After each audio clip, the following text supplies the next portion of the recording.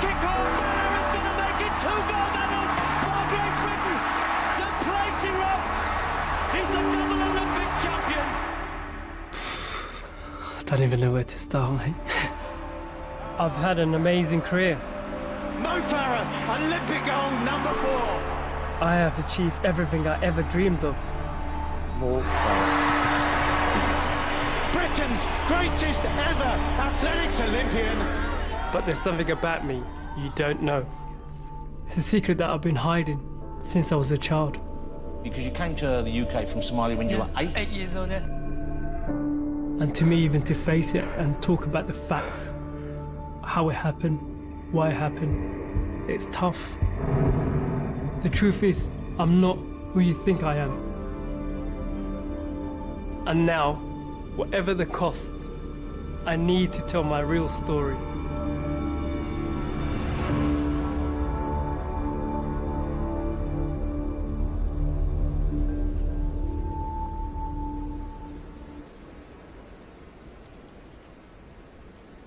Hussein, dinner Where time. are you, Hussein? Come on, it's your favourite. Come on, it's time for dinner.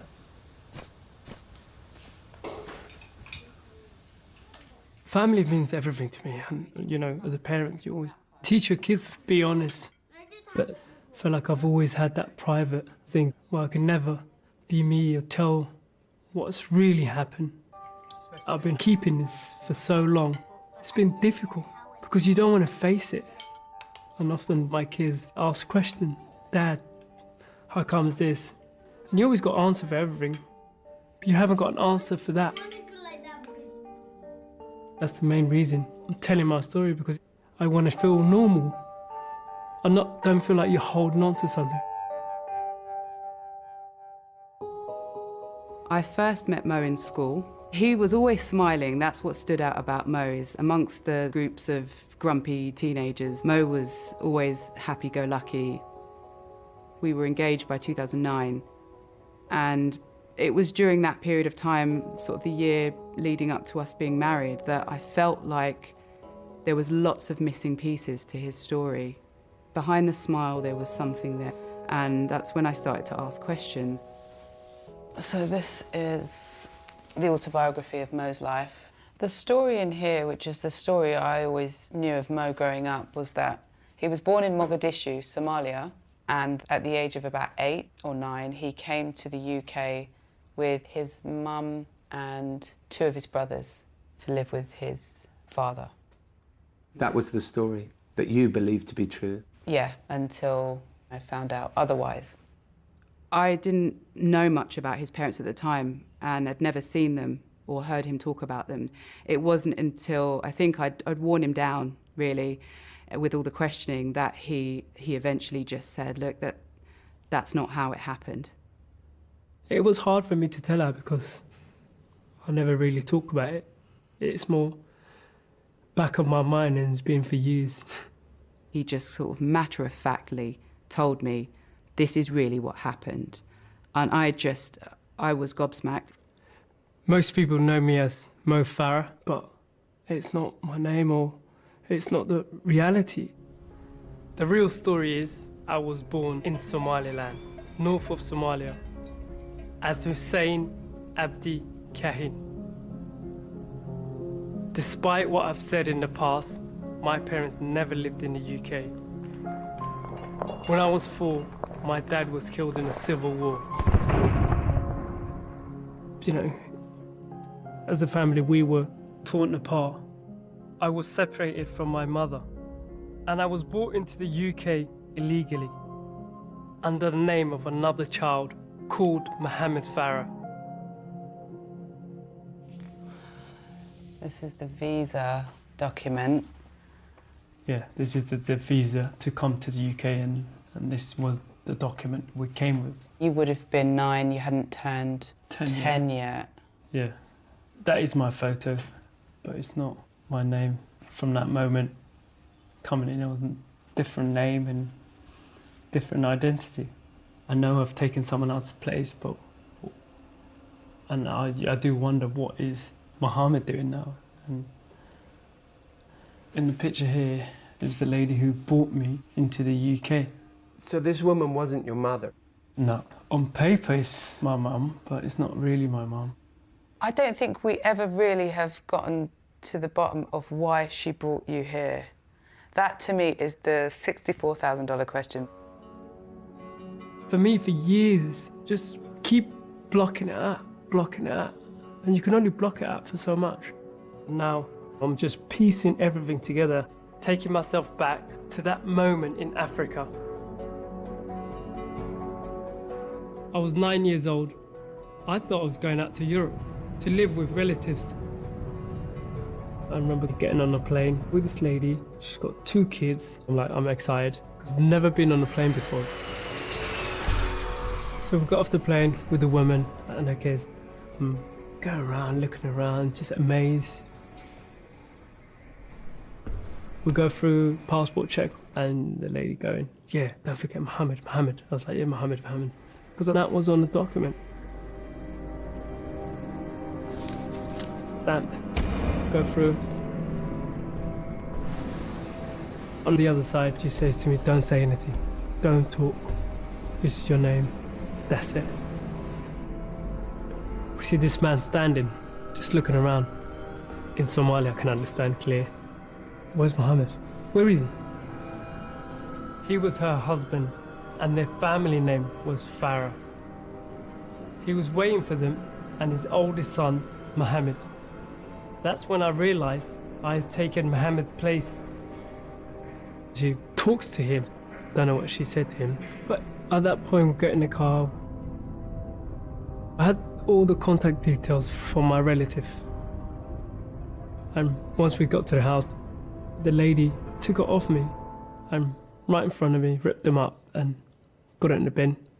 And at that moment, I knew I was in trouble.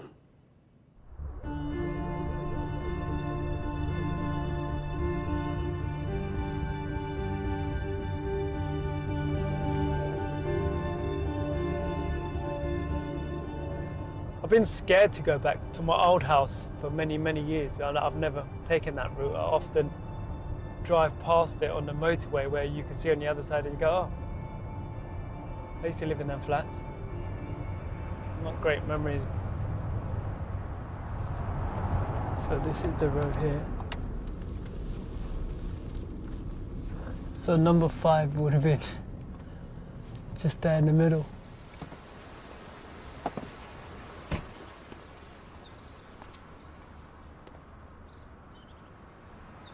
So that's the living room, and I will spend hours and hours in that room. When the man was around, I was treated very differently, but he was never there or working or something. Often we wouldn't see him for weeks. But from day one, the lady, what she did wasn't right. I wasn't treated as part of the family. I was always that kid who did everything. I don't know, more someone like who works for you, who's just, you know, that's your space, that's our space, this is what you do. If I wanted food in my mouth, my job was to look after those kids, shower them, cook for them, clean for them. And she said, if you ever want to see your family again, don't say anything. If you say anything, they will take you away. Often I would just lock myself in the bathroom and cry and nobody's there to help. So after a while, I just learn not to have that emotion.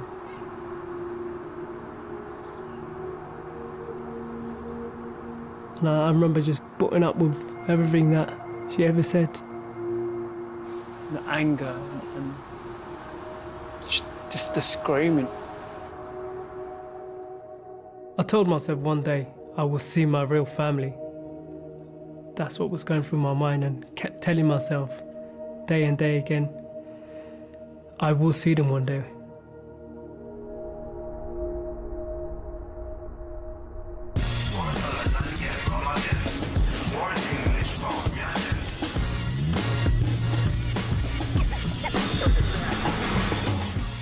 I wanted to go to school. She was like, no, you can't, it's not time yet, you can't leave the house.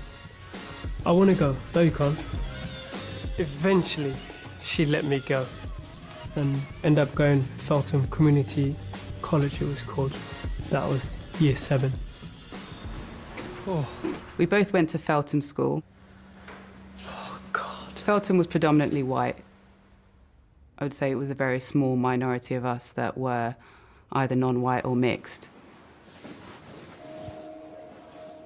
Going to school was always difficult for me. My English wasn't great. It's such a big shock in terms of having different culture. Often you don't even know, what should I say, what do I need to say, how should I behave? So I did struggle. When Mo came to the school, we had very confused messages about his past. We were having meeting after meeting, trying to discover and work out exactly what his background was. Mohammed is a refugee from Somalia who arrived in this country in November '93. The school report that Mohammed is experiencing difficulties in all areas of the curriculum. Mohammed is disruptive in most lessons and can become involved in fights in the classroom. And this is the Hausa language service. Parents, country of origin Somalia. Mohammed lives with his mother, who is not an English speaker. Parents separated. Father living nearby. No phone at home. As time went on, we had incredible behaviour difficulties with Mo across the school, and we needed to speak to somebody. Mo's family never turned up. He was coming into school, he was unkempt, he was uncared for, and we were more and more worried that the family wasn't as it should be, and in fact Mo was not being supported in the right way when he was at home.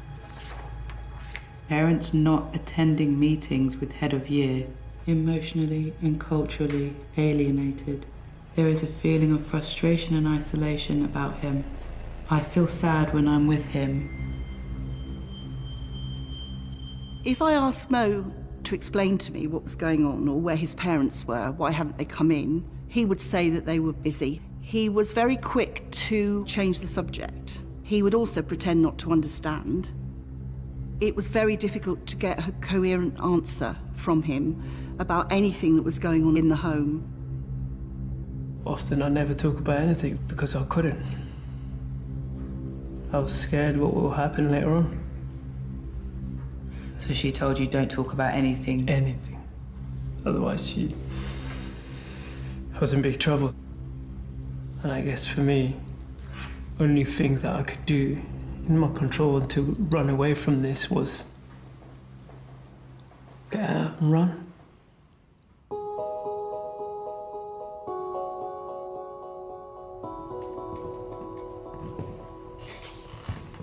When I first met Mo, he had very, very little English, and the only language he really seemed to understand was the language of PE and sport. Mo was a particularly good sportsman, that was obvious. We put him in a race and he won it. We put him in another race and he won it, and every race we put him in, he pretty much always won and then started winning them by a long distance, so that wasn't difficult to spot. The fact that he was doing so well in his sport, I would talk to teachers about that. I would talk to his form teacher Sarah Rennie and to other people that could really support him. He's not just the boy that you see that's getting involved in fights. He's not just the boy that you see in your lesson that doesn't appear to be taking any notice. He's actually got quite a little bit more to him than that. As a kid, you just know who's good and not. It's your instinct. Alan, I just feel like that trust, because often I think I saw him as well as a PE teacher, as someone who's really generally does care. He was inviting me to go to the running club, join the athletics club, and encouraging me, and me making up all these excuses saying, I can't do it. I couldn't do it for a reason, but I couldn't stay. I had to go back home straight. It got to a point where it was like I needed to tell somebody what I was going through. I needed help.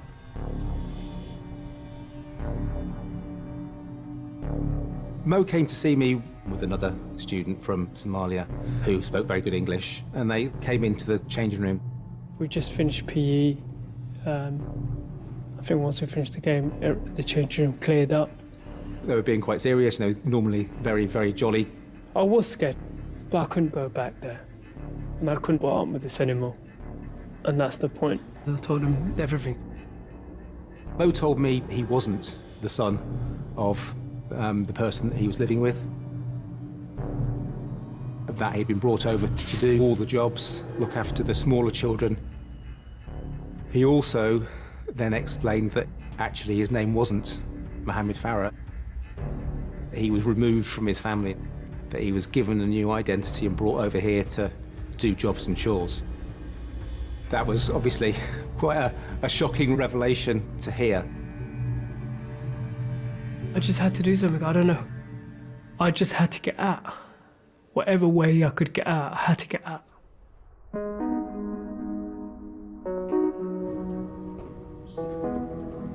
The next day I took what he'd said to the senior leadership at the school.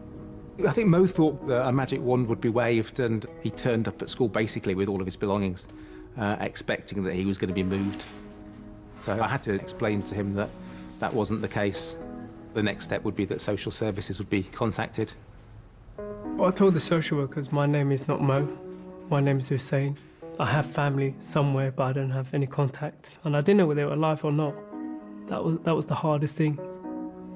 But to be honest, I was not concerned about name or anything. I was more concerned about my own safety and me being free. And I remember going, okay, just take me somewhere. Take me somewhere. Somebody else in the Somalian community who had a child at the school offered to take Mo in, and that offer was waved through by social services. It was my friend's mum, Kinsey. She really took care of me, and I was happy there. And then I stayed for a couple of days, weeks, months, ended up staying 7 years.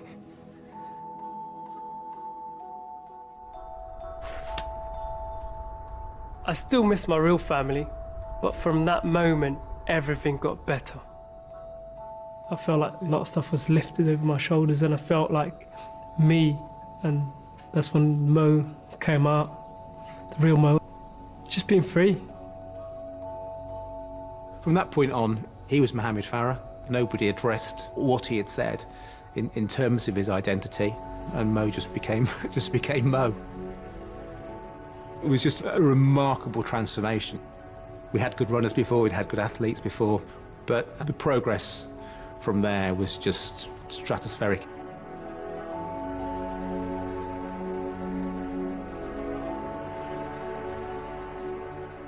And what's your name?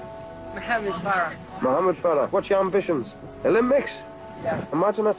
He started to win national races by 30 seconds to a minute, and Come on, Mohammed! you could see that it was effortless. Mo definitely stood out as a rising star. That's the winner of the 3,000 metres, Mohammed Farah. He was winning every race that he took part in, whether it was at school for the borough or at the English schools. He would always make winning look easy.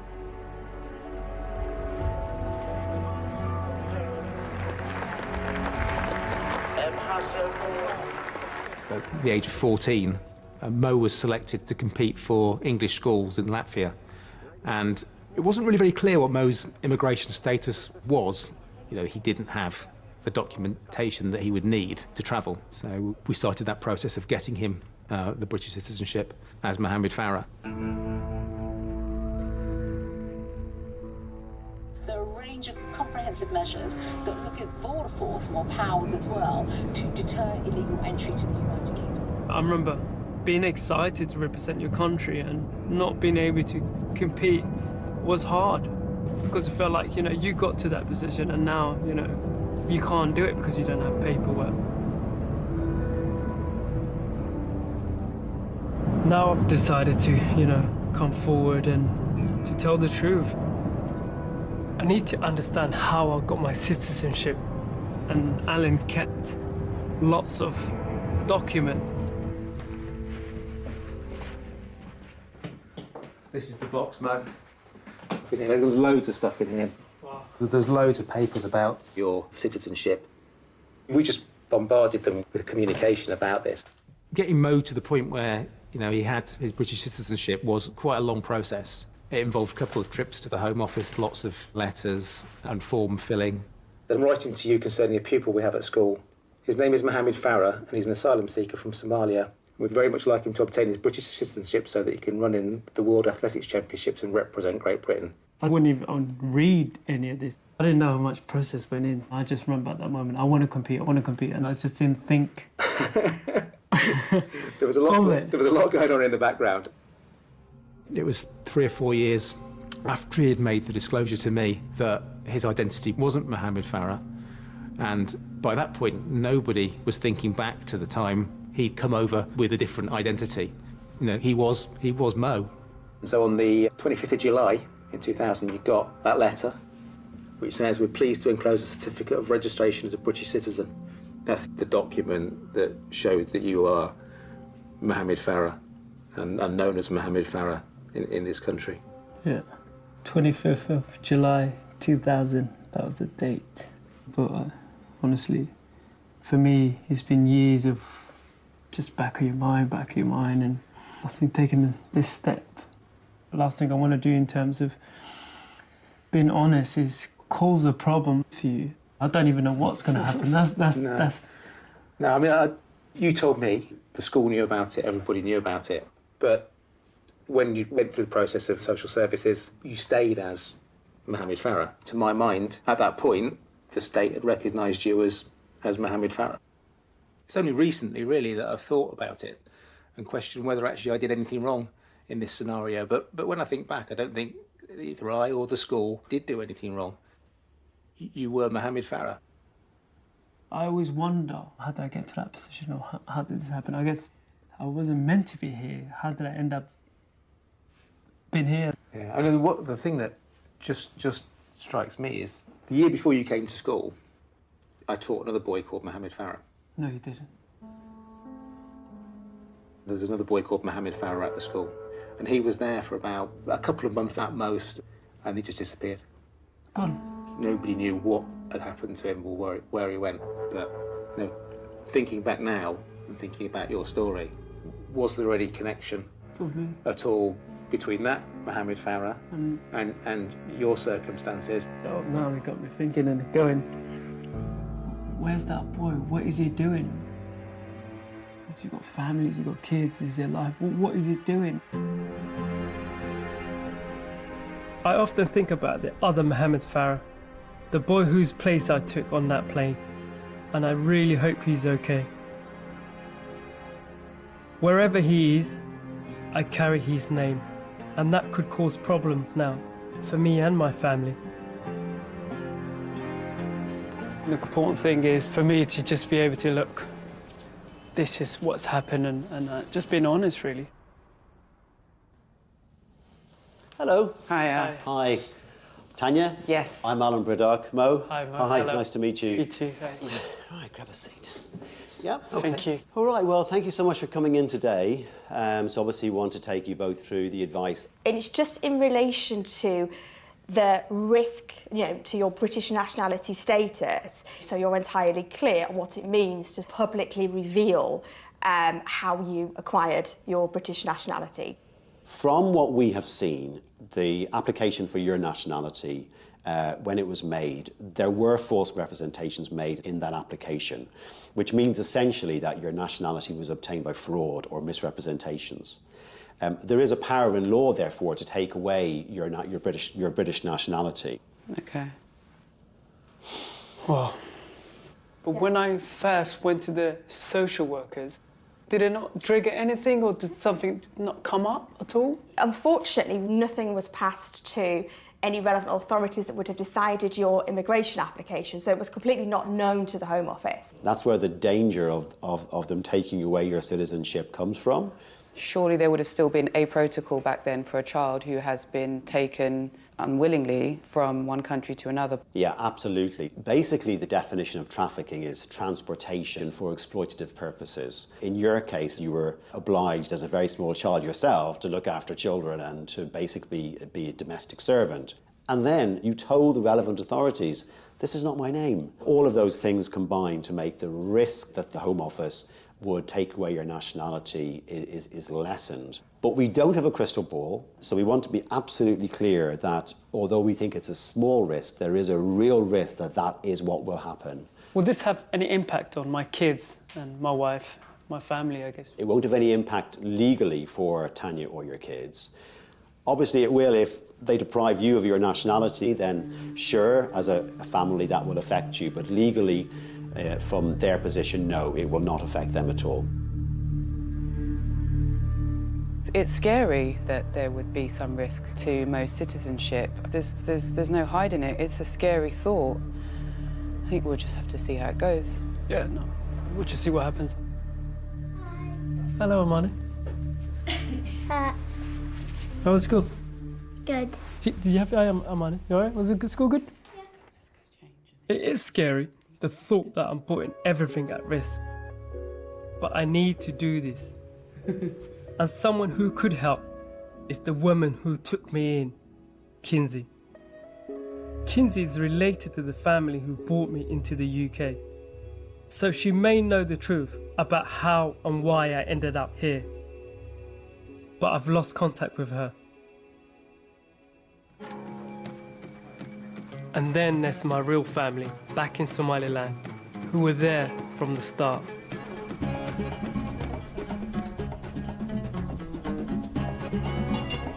I've got some good memories at Somaliland.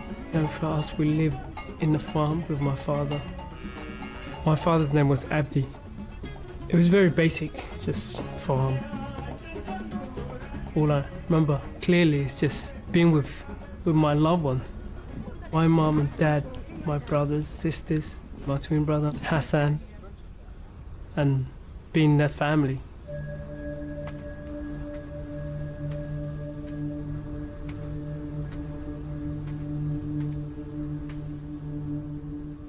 When I was 4, I was a kid, but we were just out in the farm, normal day. My dad went to look after cattle, never came back. And due to civil war happening between the north and the south, there were a lot of people fighting where he was, and there was a massive bazooka shot.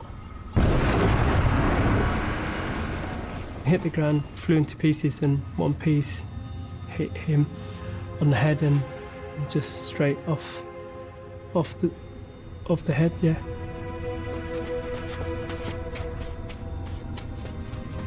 And at that point, that was it, and that our life has changed, and changed all of us. To me, the hardest thing is, till this day, is like, I don't even know what he looked like.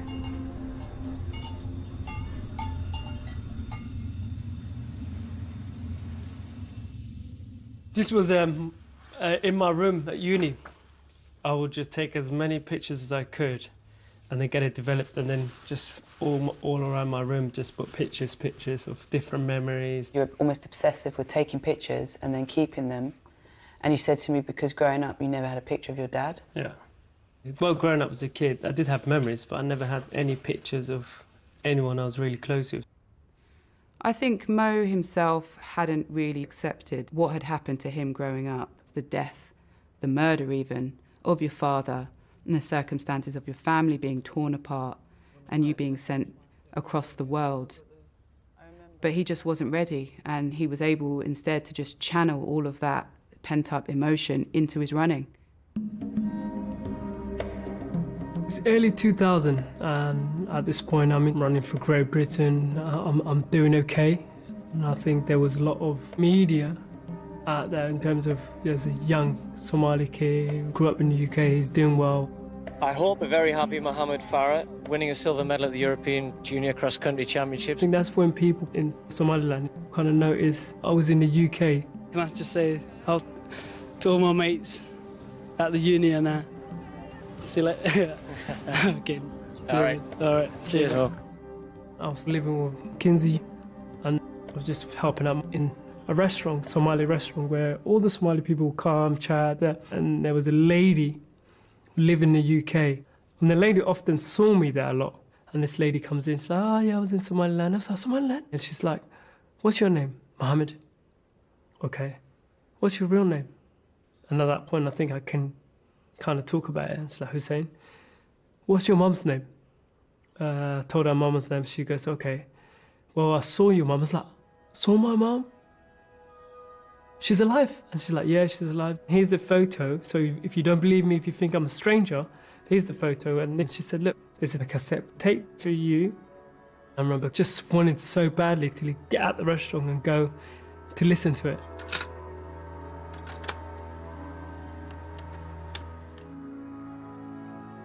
It wasn't just a tape. It was more of a voice. And then it was singing certain songs for me, like poems or like traditional songs, you know.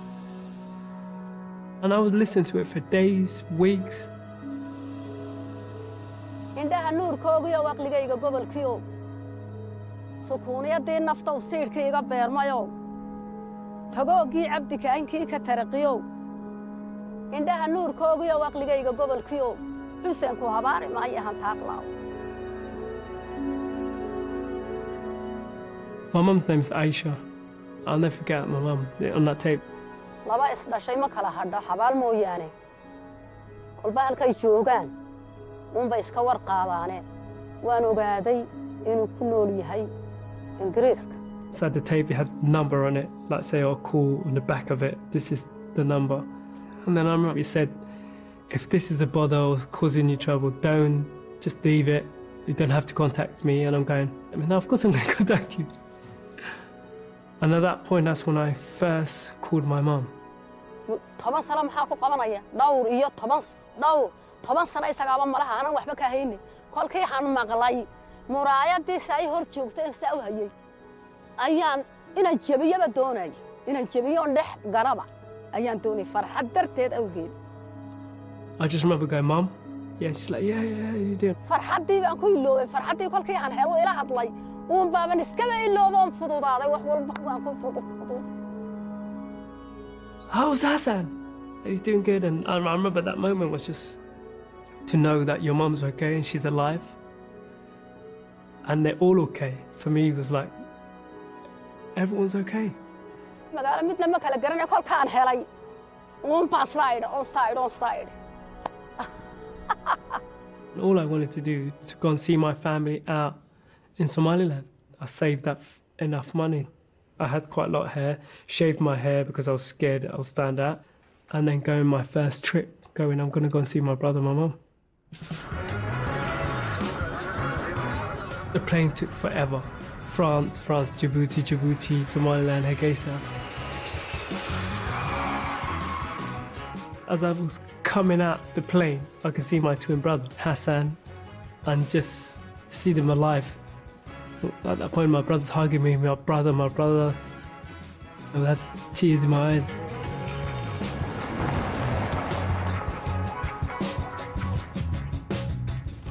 It's been 20 years since that first visit home, and my twin Hassan has picked me up from the airport again. I've come back to Somaliland to try and get some answers, and to show my son Hussein where I grew up before I had to leave my family. You see that boy just looking after like cows. My dad was doing exactly the same thing as that when he got killed. And that was the start. We all had to be separated. If it wasn't for that moment, I don't know what life would have been. Would I become who I am? Would I have gone through what I've gone through in life? Only one person that can tell me on why and how is my mum. We're gonna go see Grandma. Yay!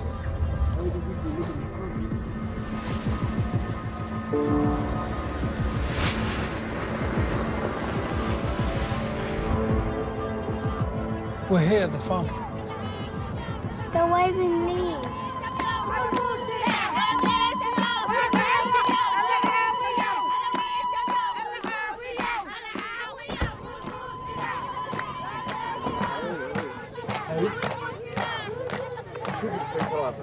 Hey, it felt amazing. That's my real mom. They are my real brothers. And I think as a kid growing up here, I was just me. And that was my name, that was my twin brother, that's my mom, this is the village. This is the people. This is where I'm from.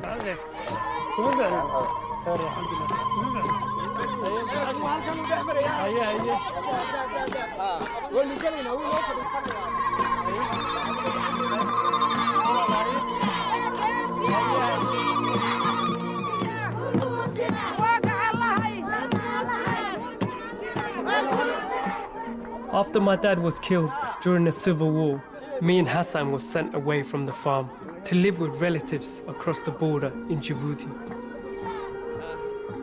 I'm hoping my mom and Hassan and my older brother Faisal can help me understand why I was taken to the UK. Oyo, tan ma xasuusata?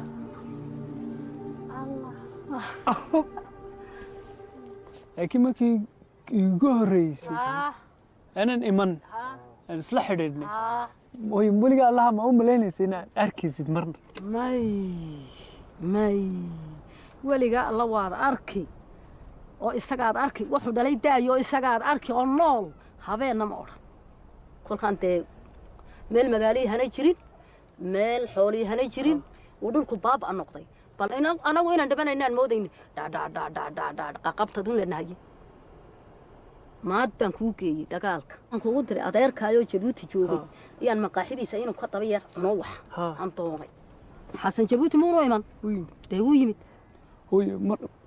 yaa talada qaatay inaan anig Jabuuti ka tago aan tago Ingiriiska cid iima sheegin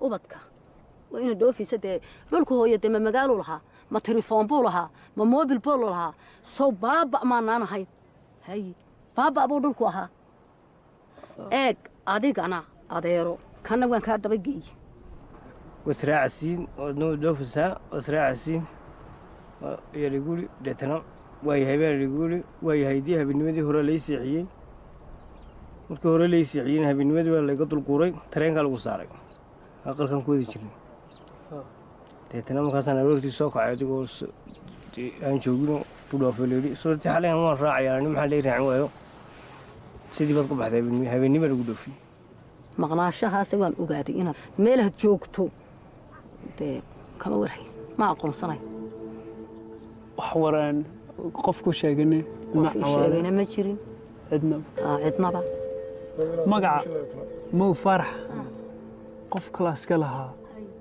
ma ka war maqashay ma garanaysaa ma qofka kale lahaa maxaan anu ma kula joogay mise waxbaan garanayaa anuu kaygiun baan kuugu yeedhaay anigu imaka alaan imaka kolkaan ku imaadayo kol walba kaygiun baan anu kuugu yeedhaa xuseen baan kuugu waqlalay kuugu magac bixiyey xuseen cabdi kale maaha waxaan nolosha ka sheekeynayaa laga yaabaa inuu wax weyniisoo hooyee maxaa malaynaysin dee farxad weyn bay tahay oo inay wax qabad wax alla si kale u yidhaahaba magacaanad ku dhalan adoon ingiriisna arag adoon waddankii joogin waayo horta waxaad ka sheegtaa qofku waxa fiican taariikhdiisa runta inuu sheego beentu xaraga When I told them there will be a risk me doing this, they kind of understood, and it says it's the truth. It is what it is. You are who you are. There's no denying that.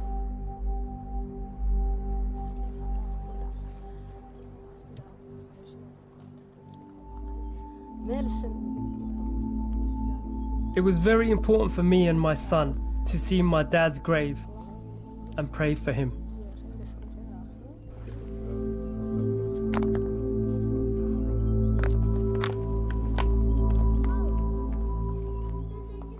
My father named me Hussein, and I know over the years my name's changed, but my father never knew anything. That's the name he and my mom decided, and it was important to me to carry on the name. So my son, I named him Hussein.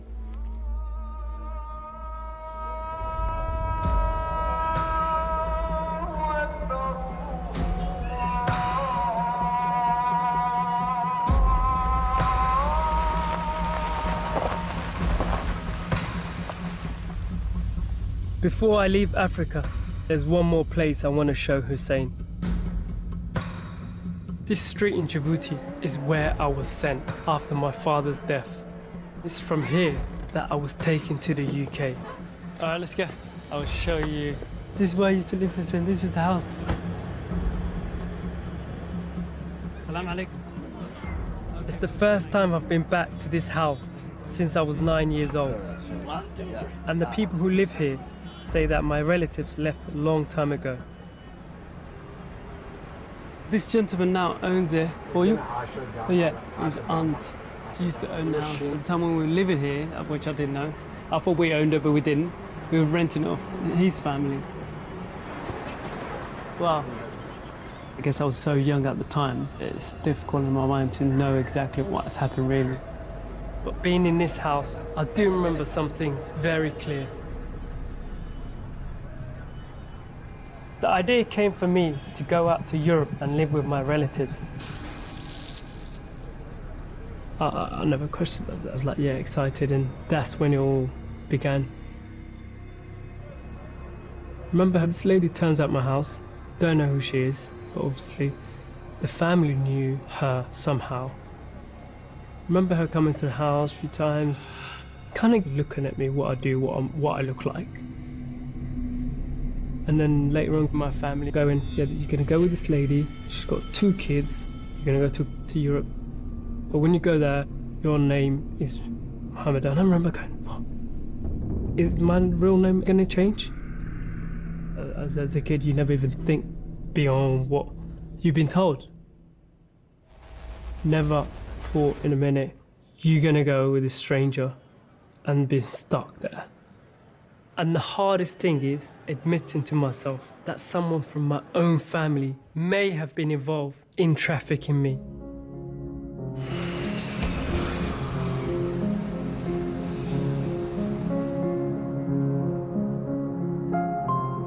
I think that thought has been at the back of my mind for a long, long time. But I've never really spoken about any of this till now. Okay, how are you? You okay? Yeah, how are you? Yeah, good, thank you. When I was 9 years old, brought to the UK, the completely different name, not the name was given to me by my parents, kept in the house, taking care of other kids as well. That could potentially fit a type of trafficking called domestic servitude. And domestic servitude is a type of forced labour, but it's forced labour in someone's home. And it's really, really tricky to identify it because it happens behind closed doors. What's the long-term effect on this? Do you ever get over it, or will it always just be there?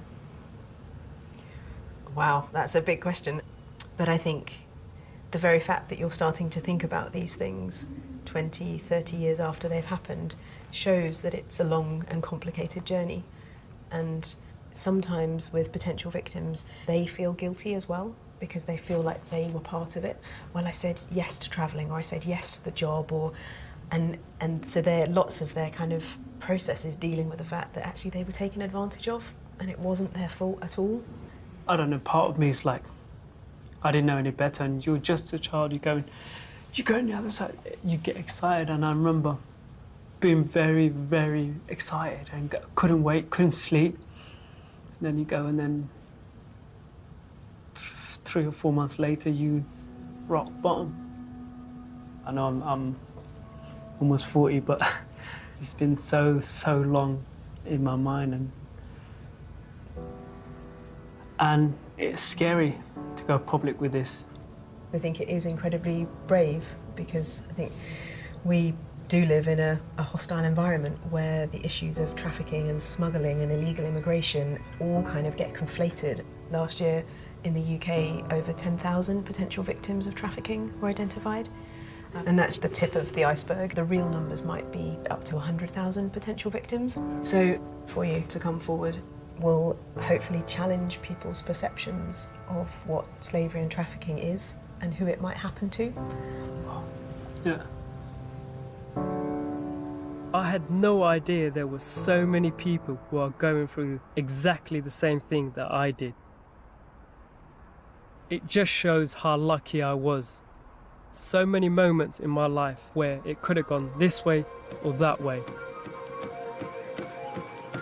But what really saved me, what made me different, was that I could run.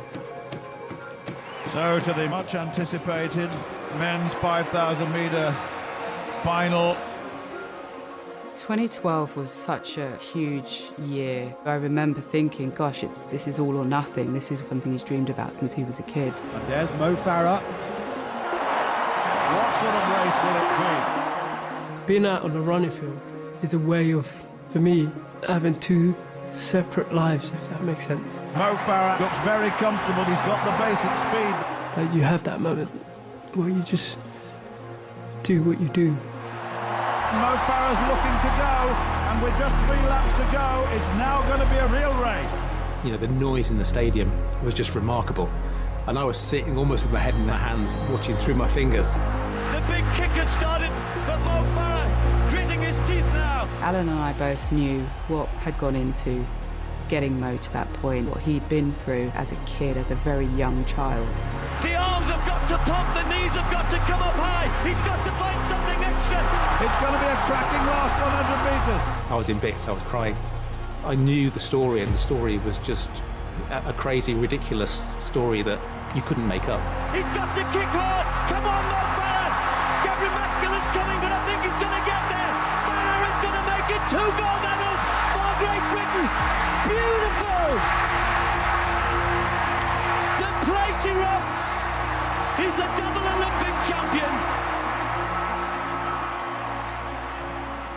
The enormity of it was just difficult to comprehend.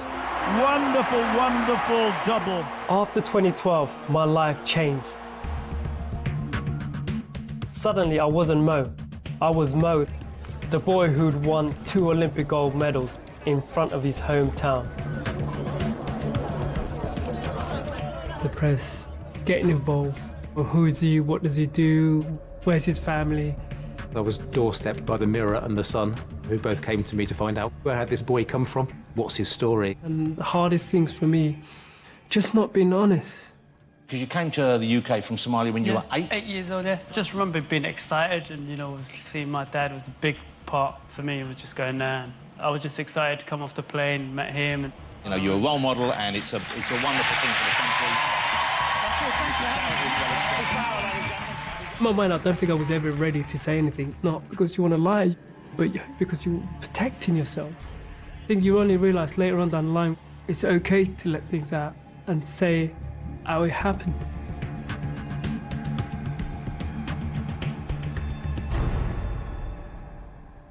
So what do you think happened? I never like to see anything bad or anything like. I always try and turn into a positive or have a positive spin on it and go, oh no, that's not what it is. But in this, I think I was trafficked. That's what it feels like. The question is, will we ever get the truth? I mean, we've got some information that gives us an idea, but someone that might be able to help give us some insight, who is connected to a lot of this, is Kinsey. Yeah, it's not going to be easy speaking to Kinsey because I've not spoken to her for many, many years. But I think she will have a lot of answers if she's willing to talk to me. It's definitely worth trying. Yeah.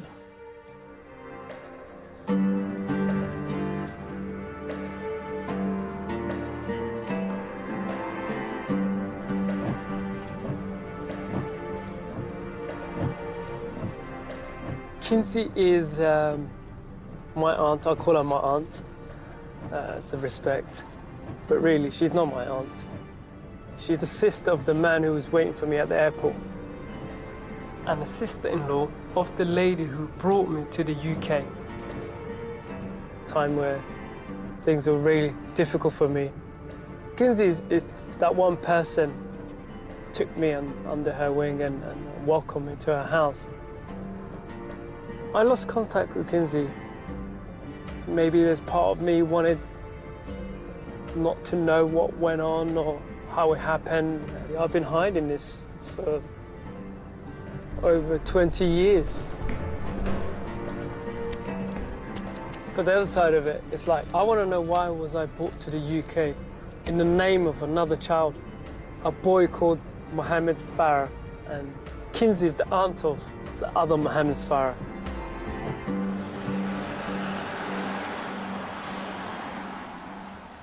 It's taken a long time to get back in contact with Kinsey, but today, finally, I'm meeting her and her family, and I hope she's got some answers.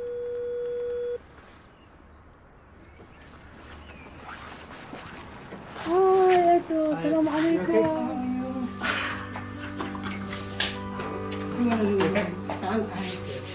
You okay?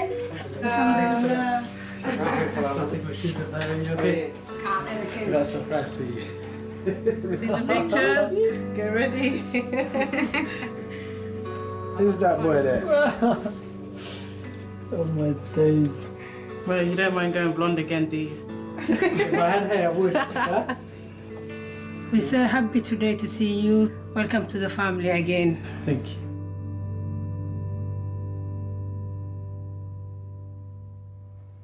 It's been difficult to understand why did I come to the UK, and there's no one else but other than you who maybe can help. My brother, he went to the Heathrow airport. He said he's going to collect his children and his wife, and you come back with my brother. And we're shocked. Then I said, who is this boy? Because I know my brother's son, how he look. Yeah. You don't look like him. No. Then the lady said, this boy, his family, they all died. The father, the mother, the sisters, the brothers, they all died. And everyone feels sorry for you, and we give you love, and we accept you how you are. Yeah. Do you know why the lady brought me under a different name? Not really. And when we ask her, who's this boy, she tell us, this boy, he don't have no one else. That's why I bring him here. That's it. Then I saw you always, happy. You crying. Then I try to find out what's going on with you. The lady, she always make you to do the housework, to have the kids, to give them the milk, to change the napkin, all these things. Do you think that was her reason when she brought me to UK? Helping out, cooking, cleaning? I don't know. But what I know, she didn't bring you as a human being to help you, no. You call me to say you in the front of the house with the social services. Yeah. Then they told me, do you know this boy? I said, yes. He said, this woman, she bought him in this country. She's not his mother. I say, yes, he's not. Then they ask me, you his aunt? I say, yes, I'm his aunt. You going to have him? I say, yes, I'm going to have him. Yeah. From that night, you with us.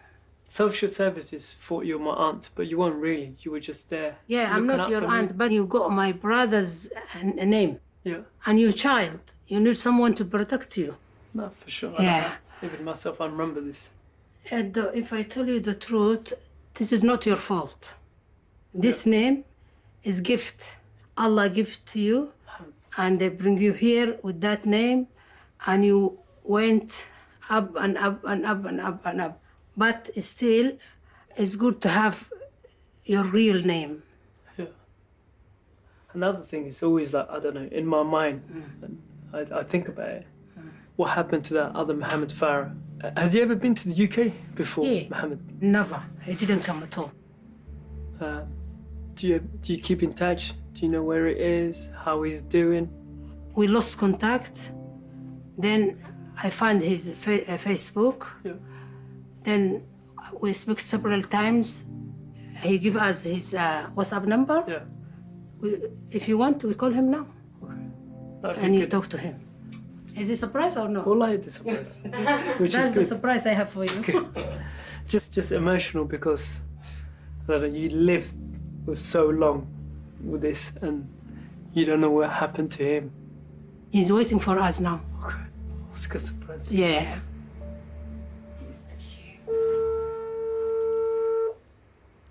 Edo. السلام عليكم. في عنت هاي كان اسبرتا وايد كان يسبرتا محمد والله ما شكتك وانا بدأ يسكورن. Oh, I can't believe I'm speaking to you. I carry your name, and for many years I carry that with me, and I'm proud of what I have achieved. But as a person, I always wonder, where's Mohammed? Where is he okay? What would life been like for him? I think about it all the time, and in person I just wanted to get in touch and to see how you're doing. Are you happy? Do you have family? You have kids? You married? No, not yet. Okay. It's hard to say everything, but Yeah, I can see.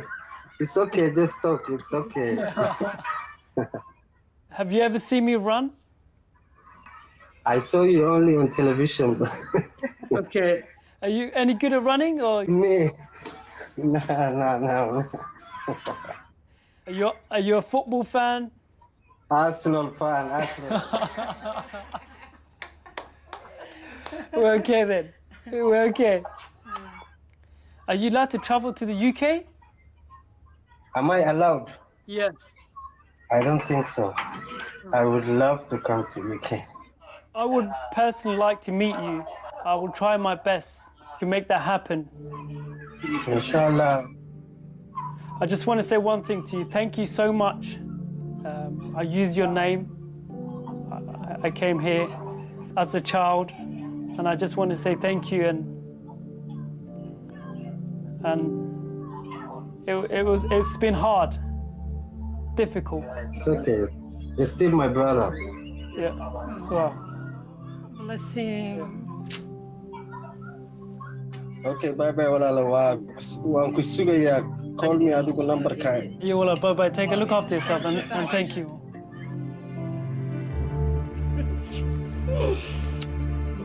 And I mean it. Don't even know what to say. It felt amazing. It felt like relief. I didn't get the answer that I was looking for. Why was I brought over here? I still don't know. But most importantly for me today, the answer I got, that relief from Mohammed saying, you're still my brother. And for me, couldn't ask for a better thing. I feel like something has been lifted off of my shoulders. But that's just me. I don't know how everyone's going to see it. Are you worried about what people will think? People who love me and cares, like my mom, Kinsey, told me it's okay to say my real name. I'm starting to understand me. Me. Not Mohammed Farah. Me. Hussein Abdi Kahin.